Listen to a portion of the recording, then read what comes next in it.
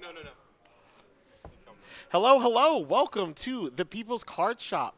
We have a round 4 feature match. We're dipping onto table 3. It's going to be Peter B versus Vahakn Ross. And yes, I can say Vahakn's name, but I cannot pronounce Peter's last name. But it's going to be a matchup for Kai'Sa versus Master Yi. And we featured a lot of Master Yi today. We featured both the Aurora and the mid-range deck. But Vahakn is a huge believer in the Aurora deck list. And of course, you can kind of tell he's playing Aurora because it's just Aspirant's Climb as the first one. You kind of want to leverage the fact that you're going to take a while, so you have to play Aspirant's Climb for that. And then, of course, Kai'Sa starting off with the Dreaming Tree. The first time you choose a friendly unit with a spell here, you can choose to draw it in combination with stuff like Cleave, Flash, Fight or Flight, not Fight or Flight, Cleave, Flash, and Stupefy. You just got to draw extra cards. And just want to say again, thank you again, guys, for showing up to the People's Card Shop stream. We stream every 6:30 on Monday. And yes, thank you, Holy Chief. This is Origins format still. We're just doing a case tournament for it. Me and Ed are Conquer and Hold on YouTube, so if you like our casting, go ahead and watch one of our videos, give that a try. But right now we are at the People's Card Shop in Las Vegas doing the case tourney. Yep, and both of these players are familiar with each other. They are friends. But, just because they're friends, we are going to play as hard as we can and see who's going to win. We are going to go off on a mulligan. What Vahakn wants when he starts the game is something like a first turn Mobilize into a Catalyst Aeon, into Dazzling Aurora. But with him going second, he only just needs, I believe, just the, what is it called? Just the Catalyst of Aeon to go ahead and do a turn 2. Turn 3 Dazzling Aurora. So we did get our ramp spell right there on turn 1, going up to 4. Then we'll go straight to 6 on the following turn. That's really cool because we'll be able to play our Tasty Faith Folk in order to kind of control this early game here. Pouty Poro into our Lecturing Yordle. Two very staple cards in the Kai'Sa matchup. Lecturing Yordle is so good for multiple reasons. When you play him, he draws 1 card, but he also is a 2-might with tank. So pushing him in with your Kai'Sa accelerated makes it that you're basically giving your Kai'Sa a bonus to might. So if anything does happen in that battle, the Yordle will die instead of the Kai'Sa. We're just ramping again with our another small little ramp spell. Unfortunate that we didn't have a Tasty Faith Folk or a bigger ramp spell in order to progress even faster. We're going to move our Lecturing Yordle into But he's still on Aspirant's track Climb. for Dazzling Aurora. That's true. Yep. 1, 2, 3. Yep. Going second and just opening a way to ramp up at least 2 runes will always provide you a Dazzling Aurora on turn 3. So that is one of the, at least the benefits of going second. But of course, Peter, He has it now. Yeah, he does. Come on. And Peter is trying to basically put his foot on Vahakn's neck, trying to score as many points as possible before the namesake of the deck comes out. There's a lot of different options here. He's not just forced into doing Dazzling Aurora. He can try to summon Master Yi, and that is what he's doing right now. Probably doesn't have the Dazzling Aurora, but also he might have it, and he's just trying to clear the board as much as possible before committing a whole 9 mana into the card. I do like the Mashi play because then on the following turn you're able to gank over to the Dreaming Tree and take that out. Leaving 2 mana up for a Mashi player gives you so much to do. The beauty about Mashi is you have 2 mana spells that buff, but you also have 1 mana spells that buff and another 1 mana spell that can counter a spell in Defy. So we have Defy, On Guard, Discipline.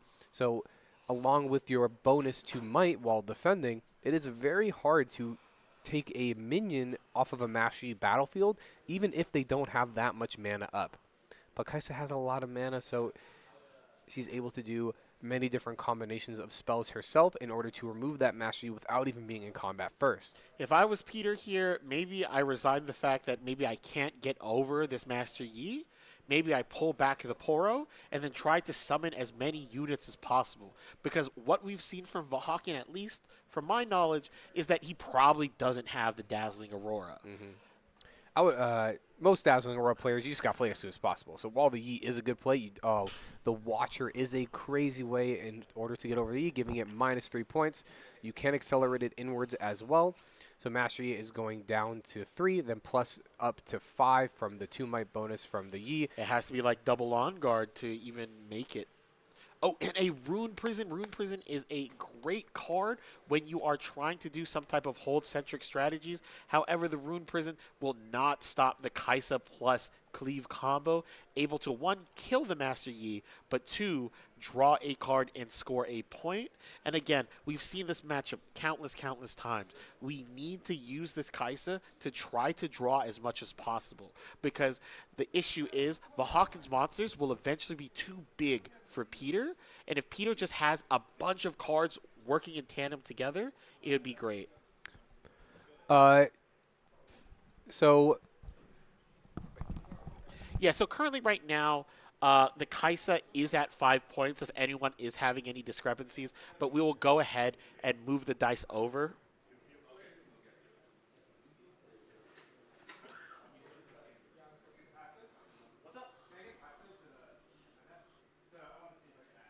Yep, so Peter is at 7. It is going to be go ahead and game point.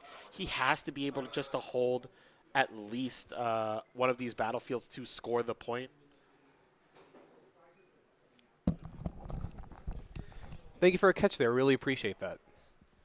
And if you guys like what we have to say, or you guys are interested in anything like that, don't be afraid to comment. We read the comments. We're just trying to build a bigger community here, trying to make Riftbound more popular on Twitch. Yeah, no problem, Waldirk. Thank you again for just being a active viewer. And a Lecturing Yordle coming down to draw a card here. It does feel bad to play the White Flame Protector with really Nothing. That's how you know you're really You're in really it. behind. Yep. It is literally a tempo White Flame Protector. I like this. I'm a big fan of just retreating, because now, you already know Vahakn is going to end up stealing the point here because his monster is so big. Why give up any units, especially when you have something like a Lecturing Yordle on the field? It might end up, fudging up the math, making it much harder to kill your units. So question in chat, how long is this tourney? This is round 4. This is a 6-round tournament with a top cut for 3 rounds. So 9 matches altogether today. Potentially 9 rounds. There might be a top 4 split. There might be a final split. We never know. But we will be recording every single match that all these players choose to play. So minimum 6. The White Flame going into the Dreaming Tree. The issue here is it's 2-7. The Kai'Sa was able to accomplish his game plan of just having a flurry of points at the beginning of the game. Now Peter just has to figure out a way to get checkmate. There's many available options. Of course, there's just rushing him down with the units that are on board, but he could potentially have a second Thousand Tail Watcher, another copy of Darius, or potentially even a Time Warp that could steal points here, because just Time Warp holding is going to be a win condition. So we're activating our Charm. What is the target? Charm moves an enemy unit. If you move him into a battlefield you control, you do start a showdown, and the beauty of that with Master Yi is you're the defender, so you get the +2 unit, +2 might bonus as well. Even if Aurora came out now, it's so late. So we're just going to be keeping up all our mana and passing. So just as a reminder, Vahakn only has 1 green rune up. So it's only Defy is possible here. He can't have like Defy plus Rune Prison or multiple Defies. Just, oh no. Oh, he has another little green one in Man, there. Vahakn is a tricky dude hiding that second green rune. But now a lot of options are up for grabs here. How is Peter going to go ahead and set up game? And honestly, I'm a big fan of sometimes just saying, you know what? I'm okay. Pass the turn, develop even more. You kind of want to make it to where there are no variables when you go for game against Vahakn. You want to be sure you can play as many around as many interaction as possible, and you can use your point discrepancy as a way to leverage time against Vahakn.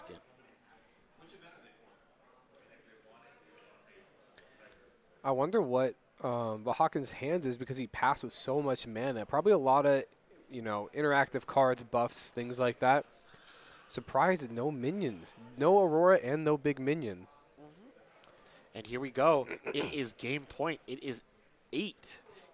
The Thousand Tail Watcher is going to be the seal in the coffin. Honestly, Vahakn did not have the start he wanted.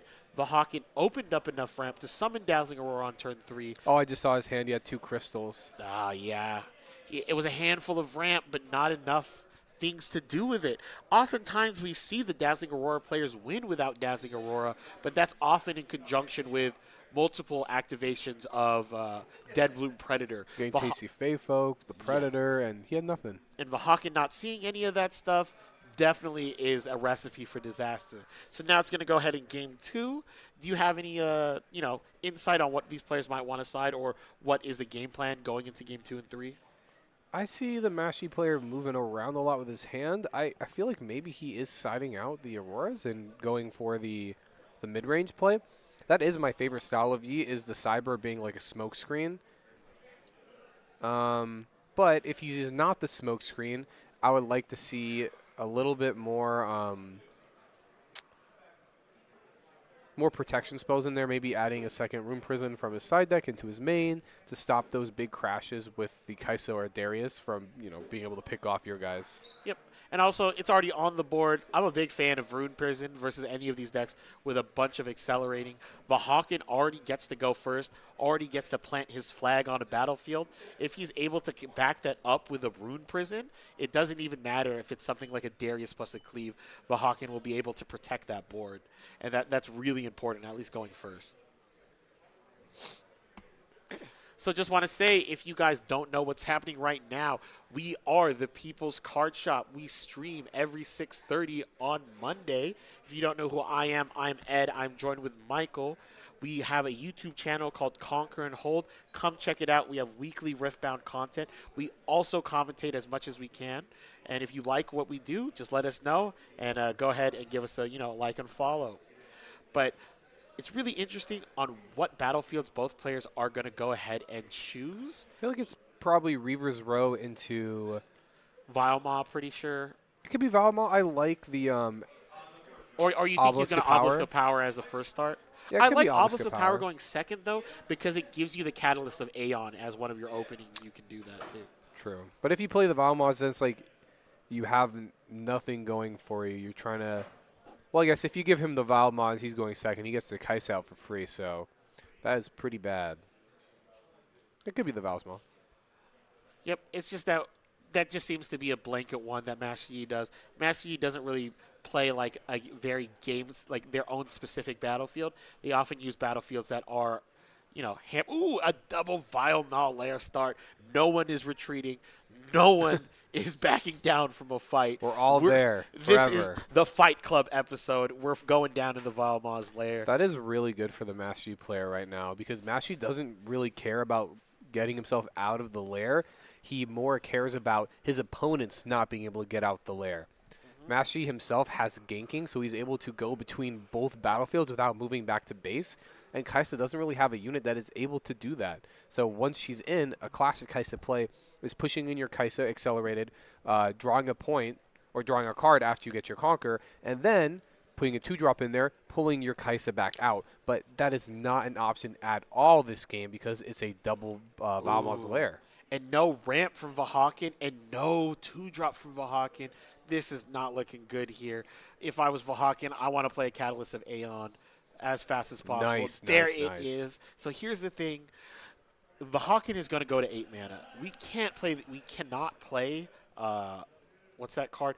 Dazzling Aurora immediately, but now 8 mana unlocks a lot of options. It lets us accelerate Tasty Fey Folk to fight the board, and it also lets us Deadbloom Predator to fight the board too. Just going to hard play a Kai'Sa down here because we know that if we accelerate Kai'Sa and being tapped out, it is really bad to be tapped out in Riftbound, especially when you are worried about a accelerated Tasty Fey Folk on the opponent's side, killing that Kai'Sa for free. So developing the Kai'Sa kind of shows us that we don't have a bunch of 2-drops in hand in order to have in conjunction, because a better play than instead of Kai'Sa would have been like 2-drop and Nox is hopeful. So playing the Kai'Sa shows that we don't have multiple 2-drops, and it was a good thing we played her in base because the Tasty Fey Folk was coming out. Yep. And that's what often happens when you watch really high-level Kai'Sa players. They really value Kai'Sa. You see some people kind of throw Kai'Sa out, draw a card, let it die.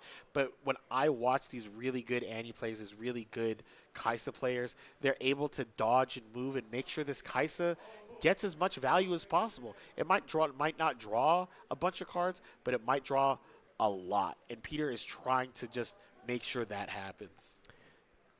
It might have looked like a silly move for Vahakn to move the Tasty Fey Folk to the bottom, but Peter did have an open mana, a mana up. So if he attacked into the top battlefield and had some type of spell played against him that was able to remove his Tasty Fey Folk, yeah, we don't necessarily care if Fey Folk dies because he ramps and he draws, but we don't want to lose him for absolutely free. So we're going to push him into the bottom, get the hold, that way we can make use of our Master Yi hero power and defend. If Kai'Sa goes in here with the cleave, it's whatever. We still get the draw. He wasted his cleave. He has to use his Kai'Sa. Or a smokescreen. That is actually more beneficial for us than him using a cleave because he has to use 2. Uses smokescreen and a cleave right there in order to get rid of the Tasty Fey Folk. But here's the scary thing. Normally what Kai'Sas like to do is they like to conquer and move back. But now that Kai'Sa, all it can do is just draw 1 card. It's not moving. It's stuck in the Fight Club. It's stuck in Valma's lair. We have 2 mana up. I would like to see a Aurora for sure. We need to have one of these Aurora players. They're just getting so unlucky today. That's the thing about Aurora. It's a little bit of a gamble. If you don't have the Aurora, then you are relying on things like just like hard dropping the Dead Bloom Predator in order to do that. The one way to get out of Valma's lair is to have that retreat to get your minion back to your hand. If you don't know what retreat does, it targets a unit on the field. You put it in your hand. Oh, he denied it. Yep, and I want a charm now. If Vahakn has a charm here, he is completely in the driver's seat because, honestly, Ravenbloom Student is a very innocuous card, but it gets big real quick. I don't want to even risk that being a potential out to my Dead Bloom Predator. Yeah, he looks tiny, but he played 3 spells. He has 5 might. And Kai'Sa plays spells. Ooh, and no, what is it called, charm here? But honestly, it's not a guaranteed charm from Vahakn, so it could still be a possibility. But what we do know is 2 mana is open, which means Discipline, On Guard, and Defy are all up on the menu, and Peter has to properly navigate this.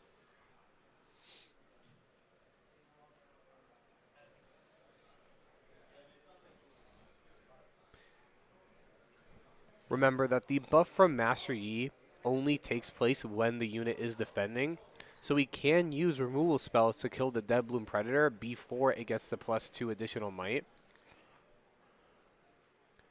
Looks like we're just going to develop our board. I do like turns where we just straight up just play a bunch of minions and get ready to go. The Aurora player showed us already that he doesn't have it quite yet, but if we draw Aurora right off the top, it is really bad for our Kai'Sa player because we just fully tempoed out in the back and we have some like interaction left up in order to, play spells. But if my opponent just plays a Aurora right now and passes, I float my 3 mana, they get a big guy, it's really hard for us. Yep, but the one caveat is Peter will have access to a Thousand Tail Watcher, which potentially can, skew all the math. And here's the Master Yi coming down. When it comes down, it does come into play untapped, so it's accelerated and ready to swing in. But more importantly, it has ganking. And ganking is a key word here, where it gets to move from battlefield to battlefield, which kind of circumvents the whole Valma's lair. Valma's lair, you can't retreat your monsters, but it doesn't say anything about you can't switch from battlefield to battlefield. And Master Yi gets to use that loophole.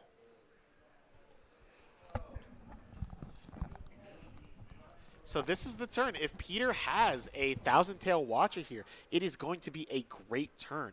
But if there's no Thousand Tail Watcher, he's going to have to use multiple cards to try to out this board. And that's not what Kai'Sa wants to do until it's for a game shot.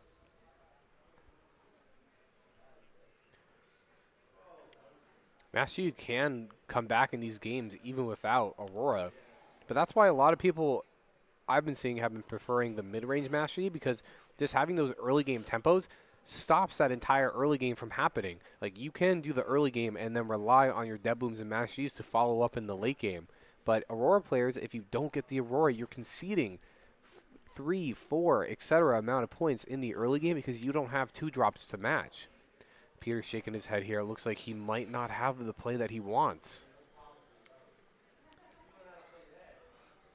So we're going to a Cathian Rain, which is very annoying because every time we target that Dead Bloom Predator, it has Deflect, so we're going to have to get rid of some cards. We might just be casting it all on the Master Yi here. That way we don't have to put anything back from Deflect. Oh, and the Wind Wall. Wind Wall is a negate, but it can negate anything. He just got his Cathian Rain negated. And then we're going to do a follow-up into a Falling Star.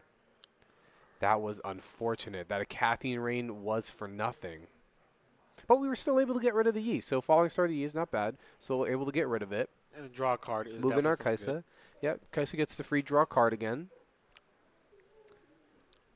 Ooh, then gets a Noxus Hopeful. I like the Noxus Hopeful because now we're kind of positioning ourselves where it kind of matches the stats already with the Dead Bloom Predator. We're basically one card away, one basically battle trick to our Dead Bloom Predator is out of the way.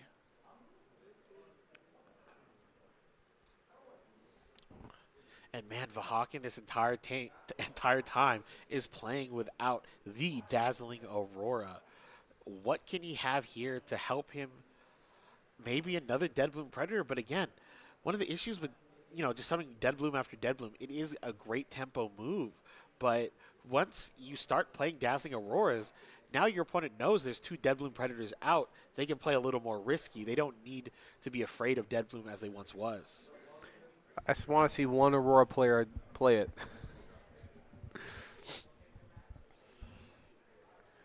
think if he had it, he'd play it by now. He just is thinking on all of his following turns because to win this game without an Aurora is a really uphill battle. The one solace I do have for Vahakn is we are not going into a Time Warp turn. Time Warp would be devastating. So at least we're not going to die just yet. We just have to focus on making sure that our board is not broken. And another tempo White Flame Protector. Normally you want to use White Flame Protector as a battle trick to kind of force through your monster. But as it stands right now, it's literally just an 8 might body. And the Valmaw's Lair actually coming back to bite him. In that situation, the Master Yi player would have definitely pulled that back, and then on the next turn, he would have been able to do the White Flame on the Dead Bloom and push in for a gigantic amount of might. But because there is no retreating in this game right now, no pulling back to your base, wasn't a play that was available.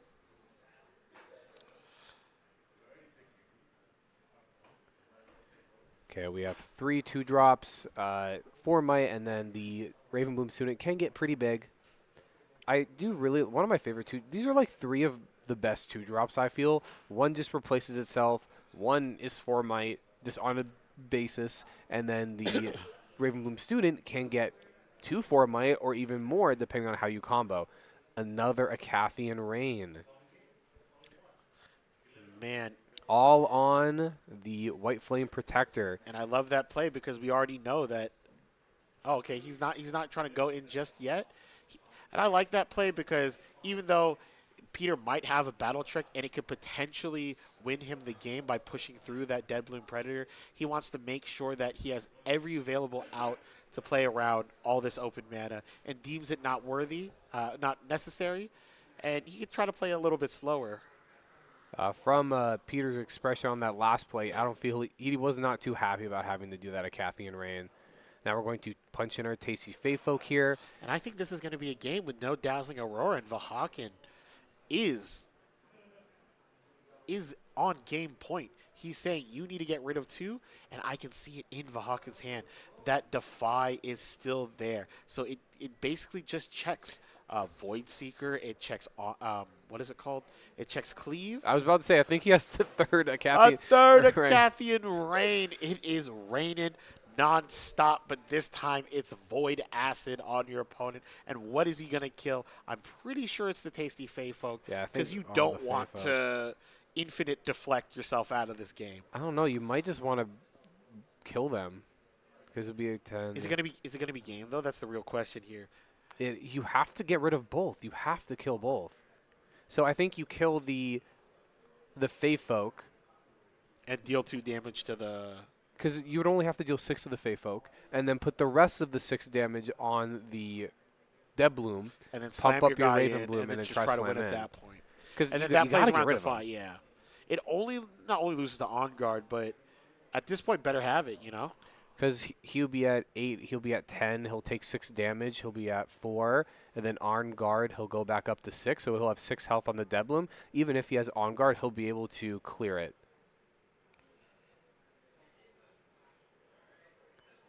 I'm not sure if he targeted the Dead Bloom. He did not specify that he did. He must have, because he's pushing in the 4 Might in there, which is a little bit risky. I feel like he should have pushed more, because if your opponent has On Guard, then he'll be able to buff it up, but he didn't. And there it is. Triple Acepcion Rain.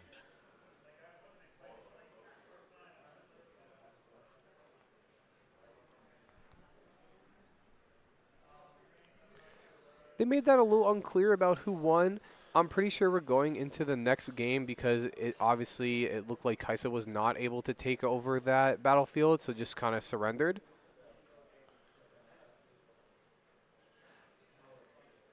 Oh no, it looks like it is over. It is over. It looks like he did the play exactly that you said you were going to do. Yeah, and then he didn't have a buff, and then Vahakn just kind of conceded, because in his hand he had no other possible way to get any more minions on the board and push on through. So then he just surrendered after that, because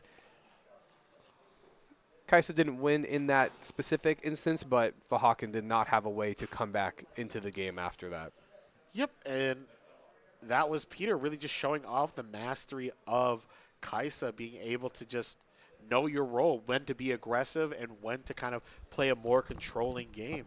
That was a great showing from both sides.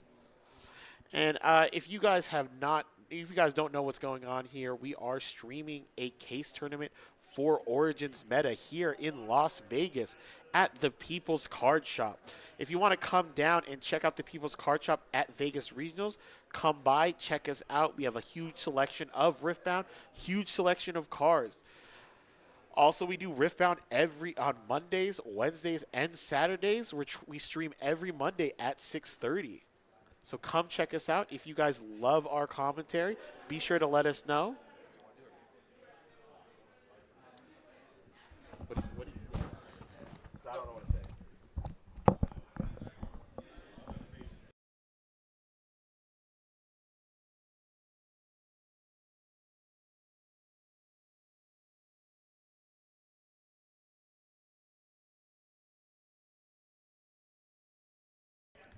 Okay, so we're about to have our Kai'Sa player come up here and talk about his victory there. Five doesn't matter. We've got 3 Acepcion Rain.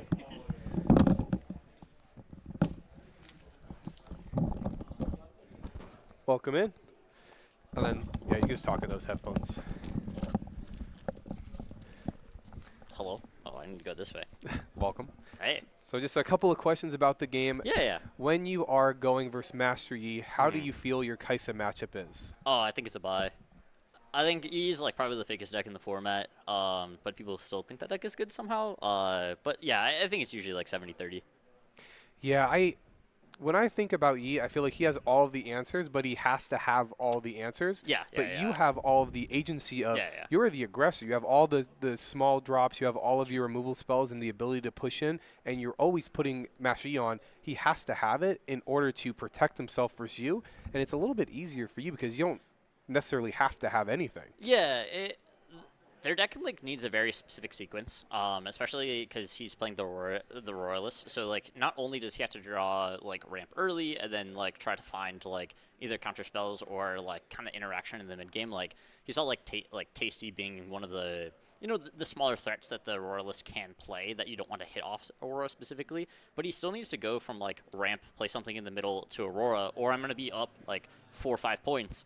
And then I have a whole bunch of good late game threats like Watcher, like a Cathian Rain, and like Time Warp that he has to play around. But like now that we got into the late game and I'm just up 4 or 5 points, like I can let him double conquer or like fully retreat and then set up for one big push. And he still needs to tap out to play a big threat or has to hold up a bunch. And if he just holds up a bunch, I could just play like more creatures and then wait until he has to tap out and then basically go in for the kill.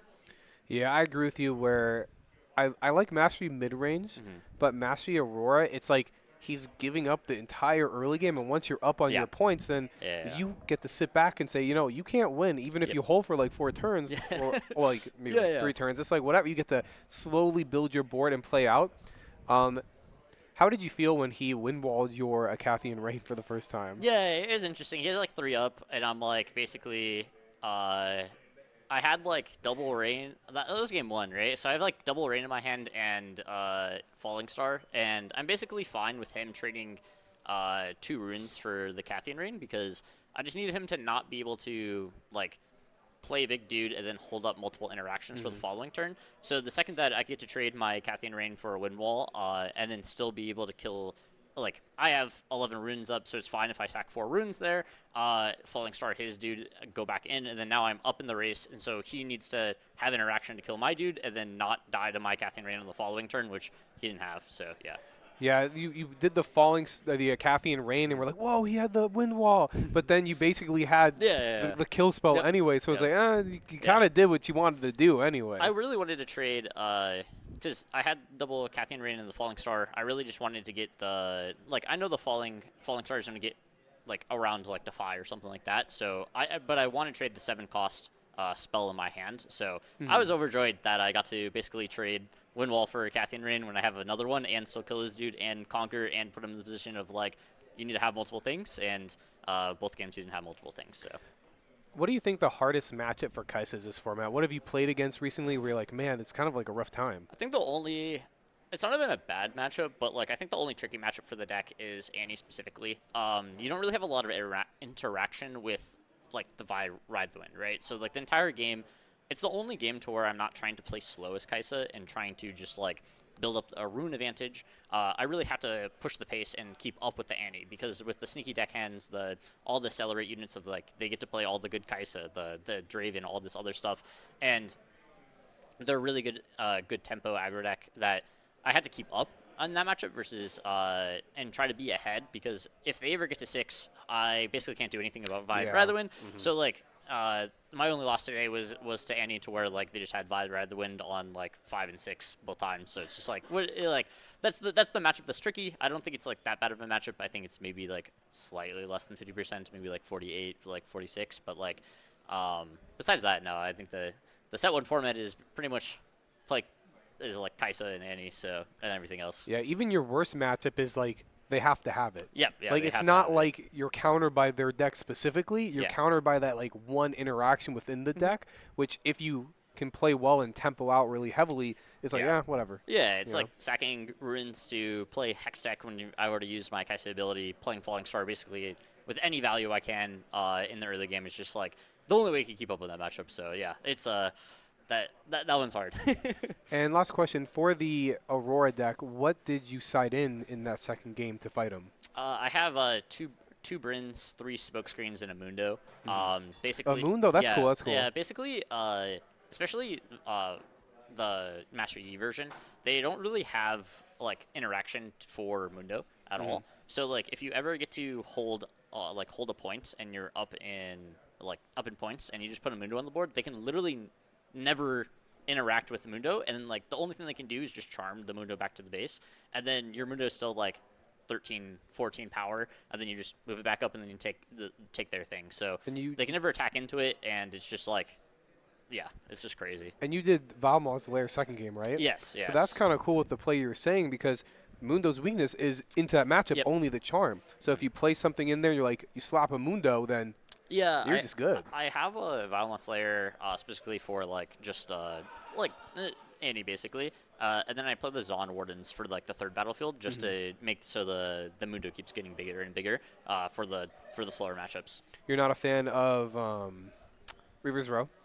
No, I think like that's just a different build that I'm playing. I'm just trying to play like more of a slower Kai'Sa build with like a lot more of the value bigger spells. Like I run triple rain maid ward and like Yeah, I know the triple Yes, rain. yeah. I haven't seen that, but it came in handy because you yeah. used them all. It's just really good, right? So like I'm playing more of a a late game kind of Kai'Sa deck that just trying to keep up in tempo than play 2-3 spells at the end of the game. Always trying to get to like 10 to 12 runes every single game. So I don't really need to do the Reaver's Row thing in the mid game to keep up. I really just want to play all the burn spells and just wait until I get a rune advantage and then win the game.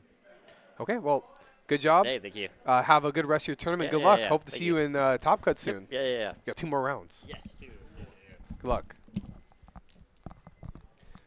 Okay, so that was the winning Kai'Sa list. How much time we got left? We have 14 minutes left until round number 5. So we're going to have 2 more main rounds after this. And then afterwards, we are probably going to have a top 3. It depends on how the players are feeling. So at least 2 more rounds. So stick around. 15 minutes on the round and then probably 3 or 5 more minutes for everyone to get set up. So in around 20-ish minutes, we'll be back. Stay tuned.